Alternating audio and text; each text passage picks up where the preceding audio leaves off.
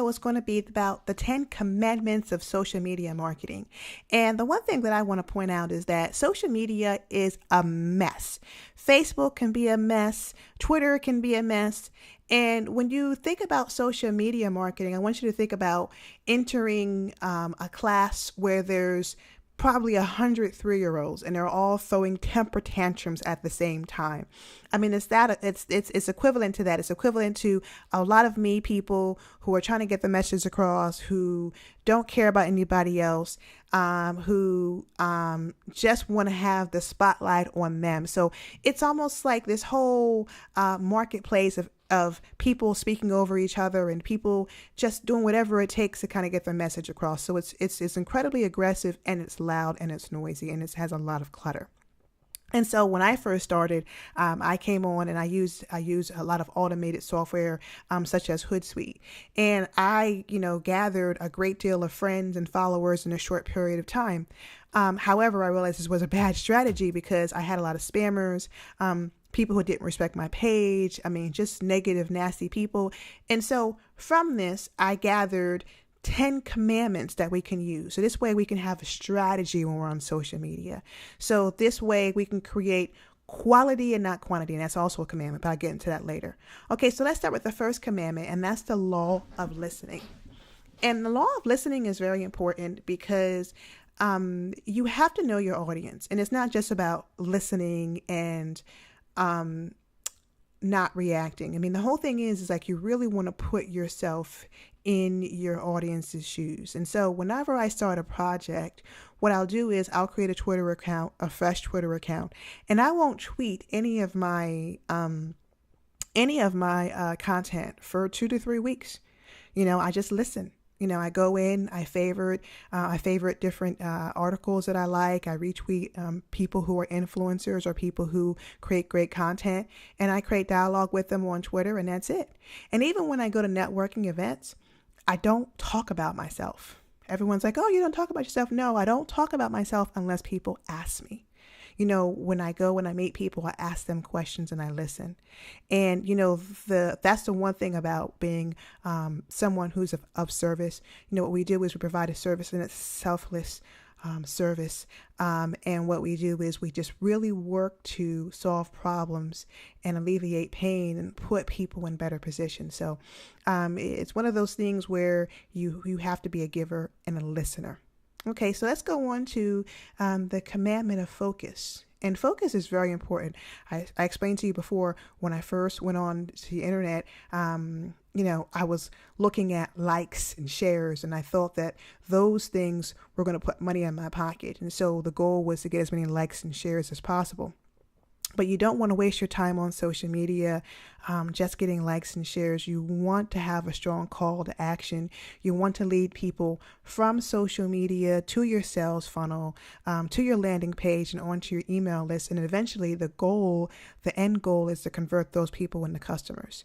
So you don't want to get lost in the clutter. And it's very easy to lose focus on Facebook because there's a lot of entertainment, so to speak. So you want to go on there and you want to make sure that you allocate a certain amount of time to networking and getting things done. And then when that time is up, you get off of it, because you can be on Facebook and Google Plus and Twitter really all day.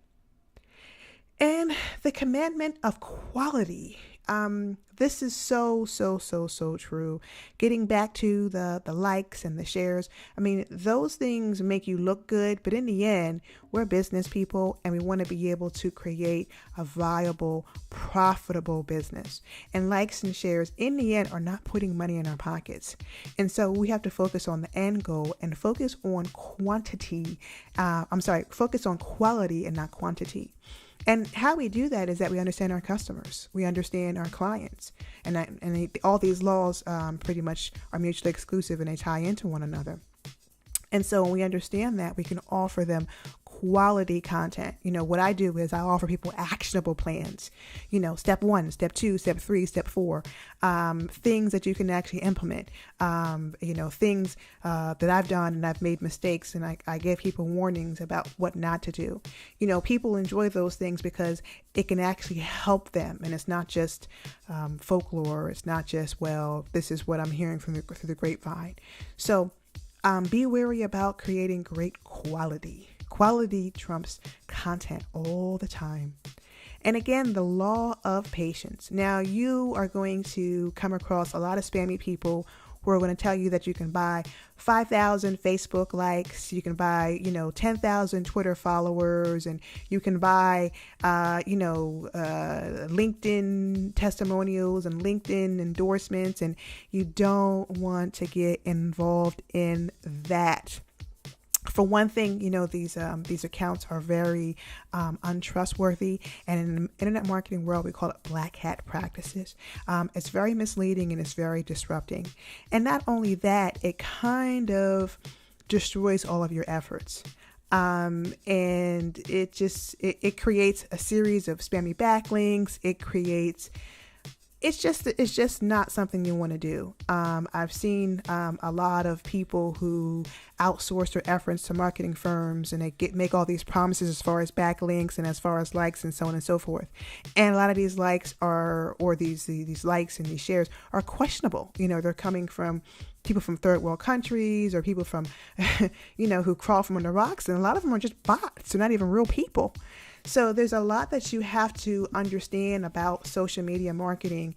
And what you want to do is you want to make sure that you're getting in front of real people, and that you do that by understanding who your people are. And then secondly, just being patient. There's no quick fix. There's no shortcuts.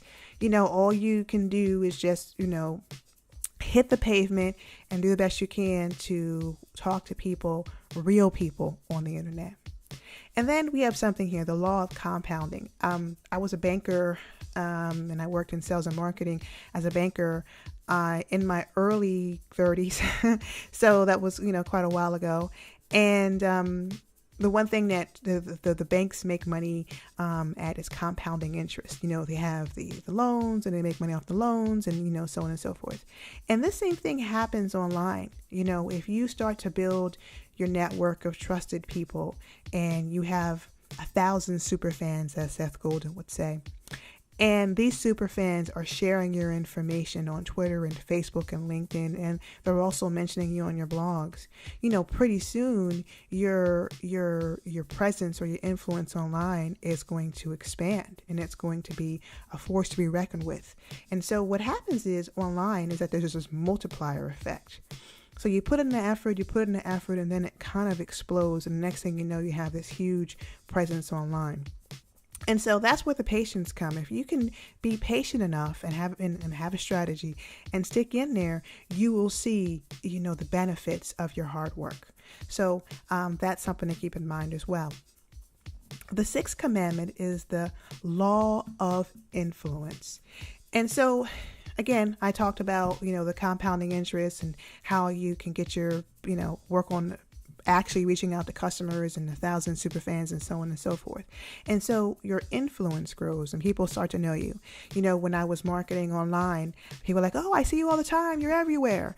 That's the whole point, because people have to see you 7, 8, 9 times before they can say, okay, yeah, I know who this person is, and I like this person, and I've read a couple of articles, and they'll start sharing your work and so on and so forth.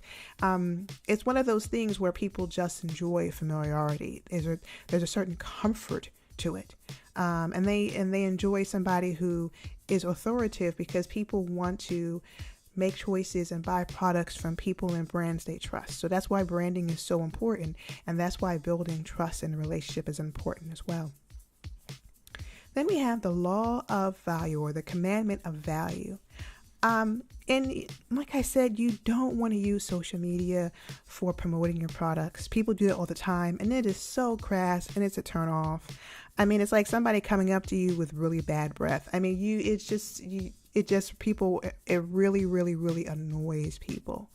And so there's this dance that you have to master on the internet. And the dance is that you're going to have to be very tactful about how you approach people on the internet. And then secondly, you're going to have to figure out how to promote other people's products and services before you promote your own. There's a law on social media where only a third of your content should be about you, and the rest of it should be quotes or valuable content that you found online, and so on and so forth. So really, very little of that content should be about you.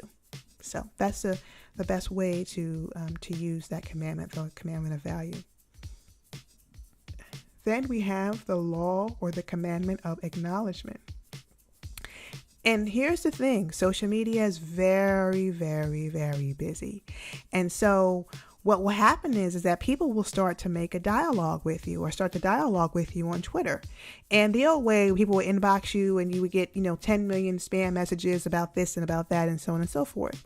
And so now the seasoned Twitter followers, what they'll do is they'll dialogue you right on Twitter. And so if you don't respond to them within 24 hours, it's rude. It's like, I called you and you didn't call me back. I mean, it's the equivalent of that. If somebody calls you, then they're expecting a phone call back. Or if someone emails you, they want a phone call back. I mean, the communication is just that. It's a two-way streak. So you really want to make sure that you are monitoring your social media presence. What you want to do is you want to create a Google alerts to make sure that people aren't talking badly about you. But if people are saying great things about you, you want to reach out and thank them.